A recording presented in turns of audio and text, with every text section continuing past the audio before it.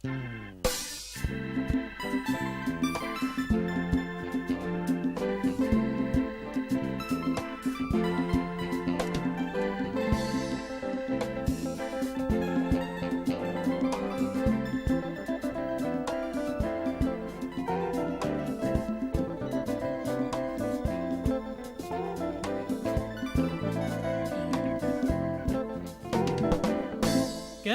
kembo sena yo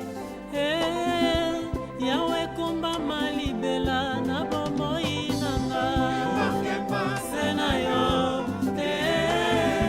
yawe kumba malibela na bomoi nanga abongi na lokumu Yesu masia oro atondi na kembo wala na Nzambe kembo sena yo Fidèle internaute de Patriarche Luki, le jour après jour, 57e anniversaire après disparition, il y a héros national Patricia Emery Lumumba Awatoza vraiment na limité place au statut na ezali. J'espère que bolandi ba intervention ya batu oyo bayaki awa et puis moi regret muke ezali ya makasi vraiment ezana komona organisation vraiment na koyoka la matoi koyoka na histoire Patrice Emery Lumumba aza mutu oyo azo sonné makasi na matoi na biso aza mutu oyo azo peser trop na histoire ya Congo mais chose déplorable ezali organisation il y a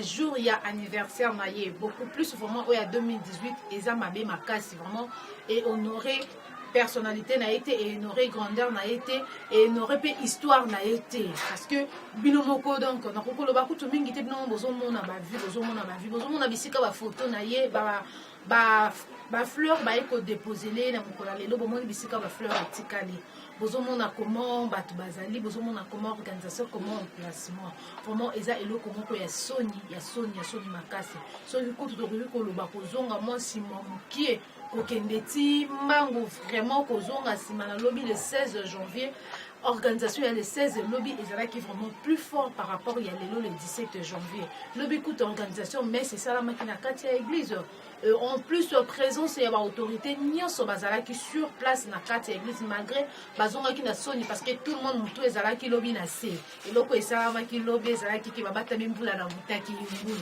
bosali nini mais faut bopona kaka ki botaki ngulu okimi église catholique bokenda protestant bokasi kuna mikate na mwamba nzokande ezalaki mabanga na kati ya fufu donc des raisons qu'il y ait un conflit entre Joseph Kabila et le cardinal, d'autant plus que Joseph Kabila c'est un homme généreux, n'est-ce pas, à l'endroit des évêques du Congo, et même l'église du Réveil se plaint, n'est-ce pas, vous avez déjà entendu les grands évêques de l'île du Réveil se plaindre qu'on donne des faveurs seulement aux catholiques, et ce sont eux, n'est-ce pas, qui insultent le président Kabila. Il n'a pas de problème avec eux. Je voulais aussi venir aujourd'hui pour saluer Monseigneur Monsengo, mais il n'était pas là.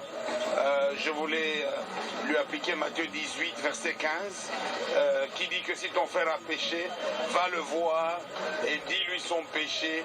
Mais comme il n'était pas là, ça sera pour une autre occasion que je le verrai, pour lui demander de confesser, parce que dans la bouche d'un sacrificateur, on ne peut pas sortir des paroles insultantes.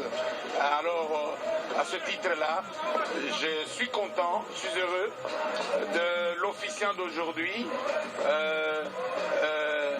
le Monseigneur Jean-Pierre. Il a célébré un culte.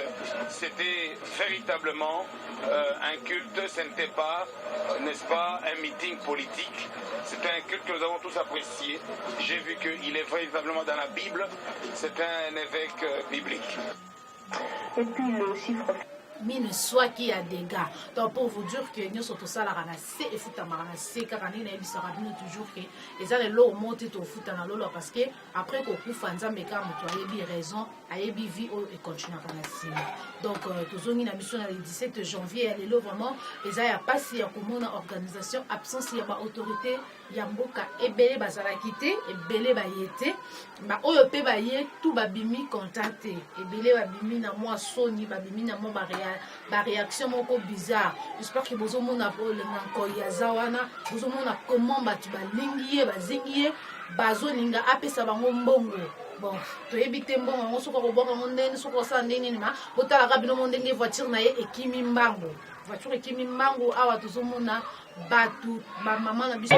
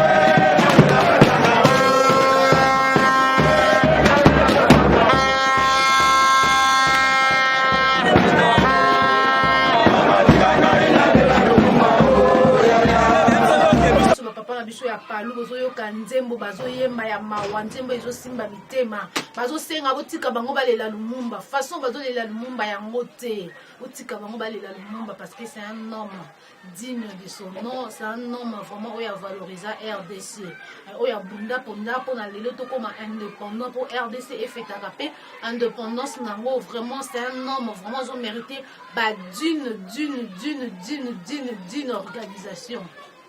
Oh vraiment to sali oyo na éviter ce que ça la yango na moi ezata organisation ya générale je ne pense pas ta générale moko na mboko yo bon ko sali organisation boyeke 1 euro vraiment et puis ça biso mayele te ya biso to mona niveau ni mboka ezoke ndaka ko kufa donc atana biloko ya mike to rola kisakete bolamu ezali moins sengo ezali moins lokumu ya mboka mais na biloko wana tozo réussir peut-être tozo chuter kaka donc pour vous dire que Congo vraiment ils en a baissé ya makasi na nyonso vraiment Congo na minute toi na baisse donc je ne sais pas, comme je dis toujours que dans notre pays, si tu t'intéresses pas à la politique t'intéressera de toi. Donc comme aujourd'hui, la politique a intéressé Misso. Tandis que dans la vraie politique, mais les lots vraiment, tu as quitté, tu as qui comme invité comment ils ont déroulé, mais en réalité, tout le monde a qui Simba quitté, la benga qui n'a pas il faut tout Simba sans tout le monde. Non. Ça ne peut pas passer comme ça, il y a une boîtier national quand même. Surtout qu'il n'y a pas de tout le monde a université, Lumumba, Ezali, tout qui n'a commune à Point Noir, commune Mobimba, imaginez-vous, commune Mobimba, la combo ya Lumumba. Mais t'as là honneur au rendre et les vraiment ils ont payé ça passe mais au commissaire de ça pelaka nzambe to ebisa bino kake bino bato bo ça les lobo ba ki botika libanga te parce que tout homme est mortel no pe bo kufaka ko ya passe aux l'organisation na bino ouais Lumumba takuta ngo ba organiser mais quand même bato baye ba maman balakisi bolingo baleli ba maman palu ba papa palu ba jeune palu baleli Lumumba boyo so kufi amso okufi là no so wapi jour matanga no peut-être aux a jour à fête to éviter to citer comme bote to lobikara pour vous dire que to lukarosa la bolamu po bolamu et pour la rater bolamu eza eloko oyo ezongaka toujours donc ya fier ezali bozo mona awa ba to benga ba sozi ya Lumumba donc mutu na mutu autu de part et d'autre na kwa na ye ya capitale ya Kinshasa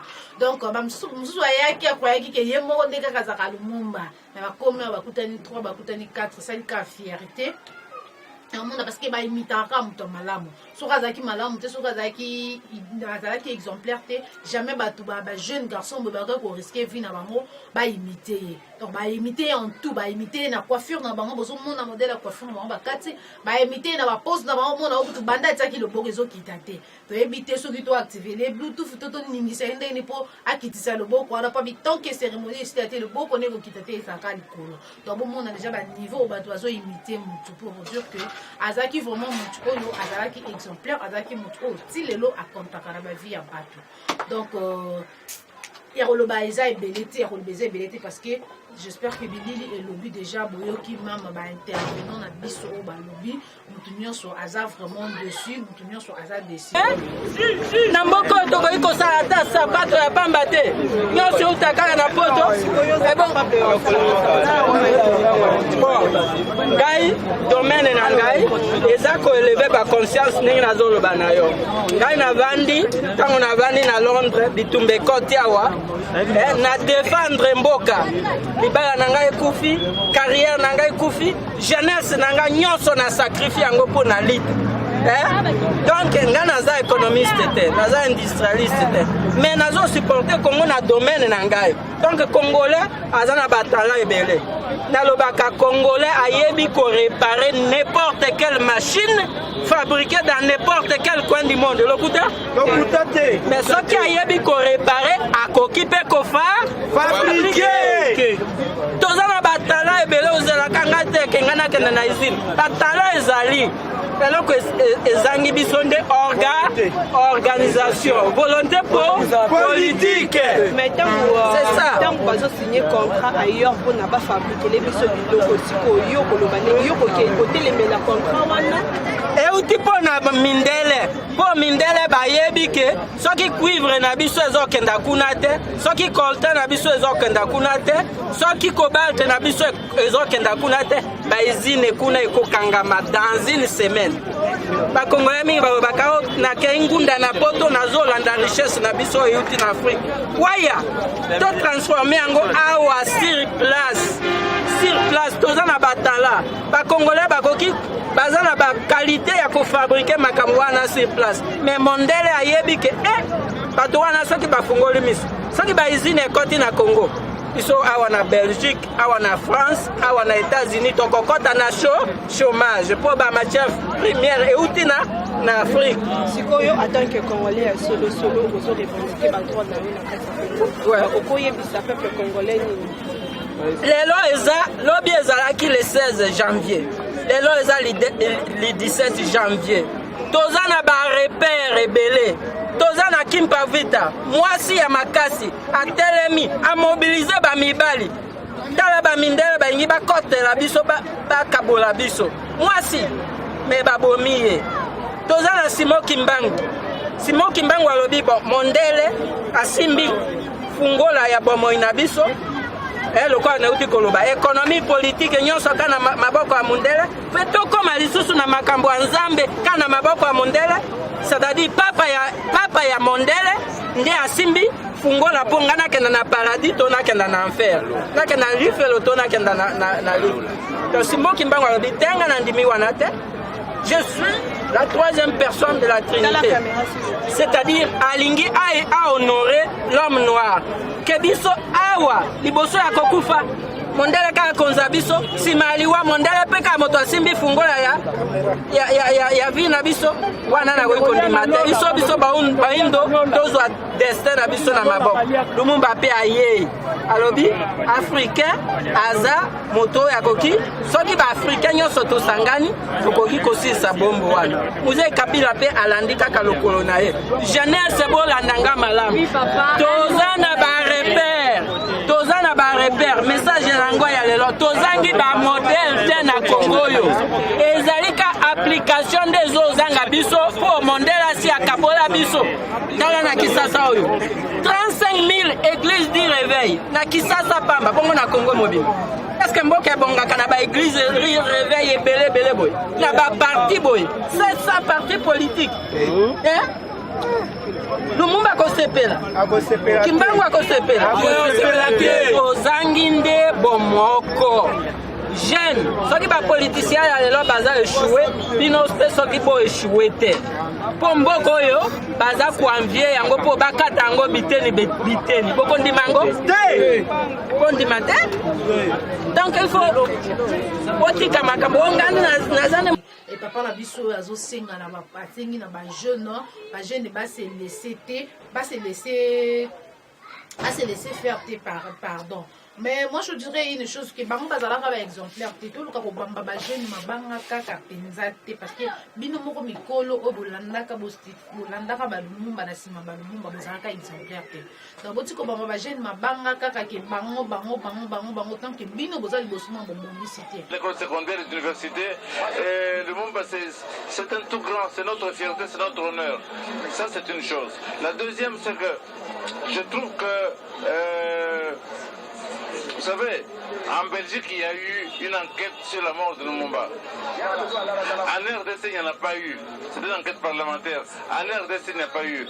Mais les hommes qui ont découpé Lumumba en morceaux, qui l'ont mis dans de l'acide, ont témoigné en Belgique qu'ils ont fait. Ils ont même montré 2 dents de Lumumba. Et ils sont morts de leur belle mort, tranquillement. Je pense qu'il y a des actes que nous devons poser qui doivent nous grandir. Demander, exiger une enquête internationale sur l'assassinat de Lumumba, c'est très important pour notre pays. Nous gardons l'idée d'un homme qui s'est battu pour son pays. C'est cette idée qui doit traverser et qui doit animer chaque enfant de ce pays. Parce que l'indépendance pour laquelle il est mort, il a sacrifié ses enfants, il a sacrifié sa femme, il a sacrifié sa propre vie. Cette indépendance-là, c'est une conquête de tous les jours. Quand on parle de Patrice Emery Lumumba, mais c'est d'abord son grand discours du 30 juin 1960, où il a d'abord rappelé d'où vient le Congo.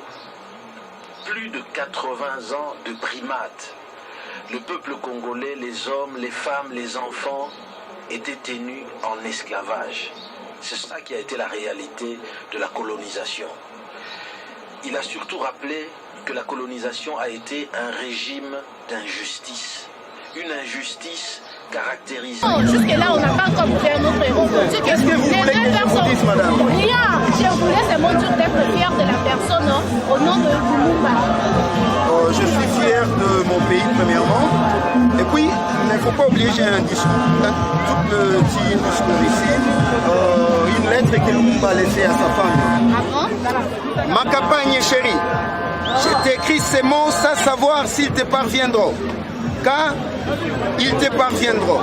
Et si je serai à vie, lorsque tu les liras, tout au long de ma lutte pour l'indépendance de mon pays, je n'ai jamais douté et c'est l'instant du triomphe final de la cause sacrée à laquelle mes compagnons et moi avons consacré toute notre vie. Mais ce que nous voulions pour notre pays, son droit à une vie honorable, à une dignité, s'attache à une indépendance sans restriction. Le colonialisme belge et ses alliés occidentaux qui ont trouvé des soutiens directs et indirects, délibérés et non délibérés, parmi certains autres fonctionnaires des Nations Unies. Cette organisation à qui nous avons placé toute notre confiance, lorsque nous l'avons fait appel à son assistance, ne l'ont jamais voulu. Alors que sont, ils ont corrompu certains de nos compatriotes. Ils ont contribué à déformer la vérité et à souiller notre indépendance. Lasso, que pourrais-je encore dire d'autres? Koyangang Nyoi, que mort, vivant, libre ou à prison, sur ordre des colonialistes, ce n'est pas ma personne qui compte, c'est le Congo. Je vous remercie. Merci beaucoup. Paix à son âme, à sa femme, parce qu'il est aussi avec nous. Je le sais bien. Paix à son âme. Merci beaucoup. Il mérite vraiment ça pour mériter sur plus que pour légaliser sur ça. Ah oui, vous légaliser sur la neni parce que tout le monde dans la Congo, tout le monde a le plus au nombre de musique qui est mal sur la démocratie. Parce que je ne sais pas, selon mon idée, ce n'est pas toujours les Lumumba, c'est un héros. Aza héros comme on a dit sauter la Kinshasa. Aza héros, on bataille comme on a en Afrique. Parce que selon l'histoire de Lumumba, par contre, à la mise ça pour 4 ans dans ma pays africain, nous sommes sur le salaire.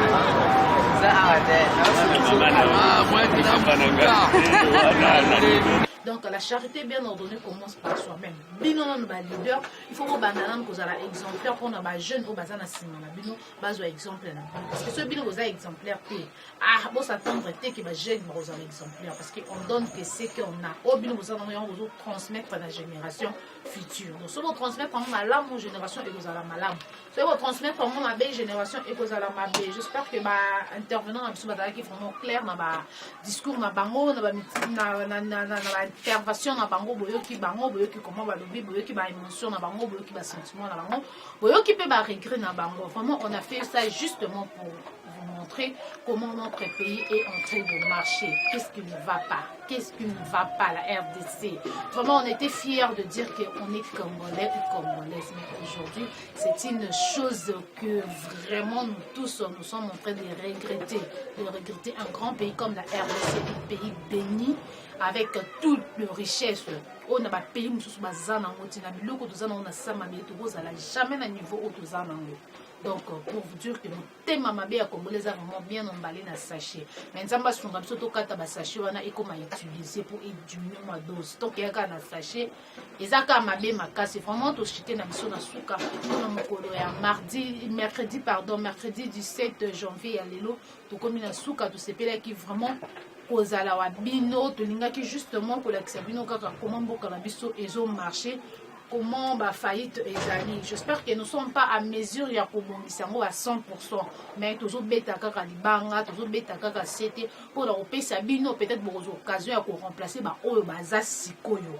Et comme la binoté le lengi bango ba salbo mais ka kobongisa place au moment na ba défaite na bango. Donc c'est juste pour ça. Toye a te poto bango mabanga, toye a te poto finga ba to poto tanga ba kombo non. Toye a justement pour informer yo au manko ka ko kozwa temps ya kotala biso parce que la vie on ne sait jamais. Ba comment ba président na mboko ba ministre ba député ba généraux ba botamaka na ngote. Tout le monde a la la mouka qui était na botama député to na botama président. Non, c'est pas grâce de ba commun. Donc grâce pe lobby ko la muki la pays yo mutu ta la biso au comme président, comme ministre, au comme député à Congo. Donc si on fait ça, c'est juste pour t'informer, pour te dire que demain quand tu seras à la place, ne faites pas comme eux ils ont fait. Donc le cas où améliorer, le cas où même un plus pour que le peuple congolais base à la vraiment d'accord na yo peuple congolais va beta liso normal. Vraiment moi ya bino na komna na suka. Le pena na zana posa ya koloba ebele te na mingi pe koloba ebele pour on a moni déjà ça nga da stress. Journal lelo penda ko mona comment ba continue biso bazala ki omona pa mo konza so kima na kati ya fuli ye moko na volo so ke mba ko tout a pe ba piloso kuna comme problème. Ça va changer peu manière. Zo kima ba to pour pesa mon so bisiko yo kendo zo o memi voiture na vitesse. Population pe musu ezali boso no ko tout a pe susu bat ba kufi makile so panaka na Congo jusqu'à quand. Comment na pesi mnoka merci parce que awa ndito le baka toujours que musala il kama le bane belé nga bino la Benjamin je dis toujours que ceux ba l'équipe so kana kikala l'équipe so kana kikala na ki mukolo pour prendre musala ba l'équipe so te laisser le temps au temps bino so beaucoup melanga manela c'est quoi manela au juste non je vous dis seulement et je vous rassure laissez le temps au temps je sais ce que je fais. Au moment opportun, niveau mais j'espère que vous êtes dessus. Je fais tout ça seulement pour vous montrer de quoi nous sommes capables.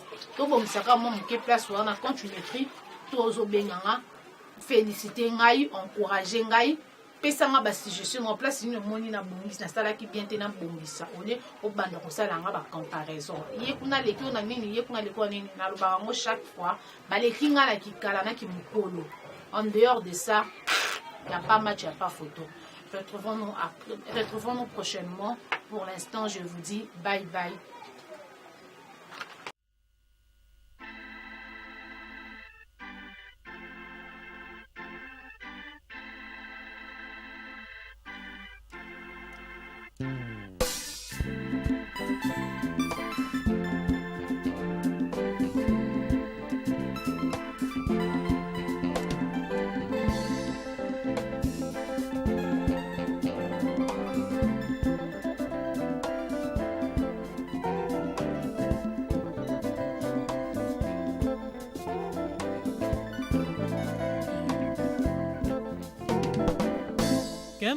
Kembo sena yo,